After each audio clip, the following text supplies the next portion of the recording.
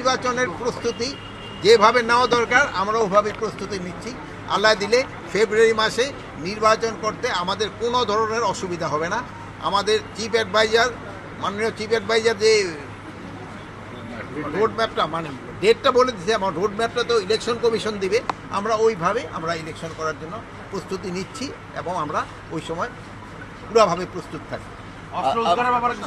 অস্ত্র উদ্ধারের ব্যাপারে অস্ত্র কিন্তু আজকেও কিন্তু অস্ত্র উদ্ধার হয়েছে। অস্ত্র এটা কিন্তু একটা চলমান প্রক্রিয়া, এটা কিন্তু ডেইলি অস্ত্র উদ্ধার হচ্ছে। ইলেকশনে আগে আমরা আশা করতেছি প্রায় অস্ত্রই আমরা উদ্ধার করে ফেলব। আমরা স্বাধীন দেশ, আপনারা কিন্তু আগে অনেক কিছু প্রকাশ করতে পারেননি, এখন আপনারা সব কিছু প্রকাশ করতে পারেন। এই জন্য যার যার মত শেষে প্রকাশ করতে পারতে জনগণ হলো ডিসিশন নেবে।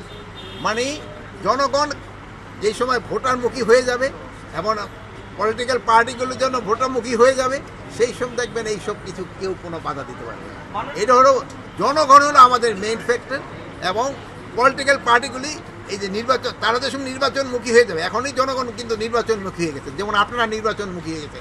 আসছি এগ্রিকালচারের সম্বন্ধে, আপনারা এগ্রিকালচার না জিজ্ঞেস করে আপনারা এখন ইলেকশন সম্বন্ধে দেখবেন, আপনারাও নির্বাচনমুখী হয়ে গেছে। এই পরে যেহেতু সবাই নির্বাচনমুখী হয়ে গেছে, নির্বাচন করতে কোনো অসুবিধা হবে, সব ধরনের পদক্ষেপই নেওয়া হবে। শুধু নির্বাচনে না, অন্য সময় যেন কোনো অস্ত্র ঢুকতে না পারে এই জন্যই সবসময় পদক্ষেপ নেওয়া। সীমান্ত কতটা নিরাপদ? সীমান্ত সম্পূর্ণ নিরাপদ। সীমান্তে আপনাদের দেখছেন আমাদের সীমান্ত সম্পূর্ণ নিরাপদ। আমাদের সীমান্ত নিরাপদ এবং সুরক্ষিত।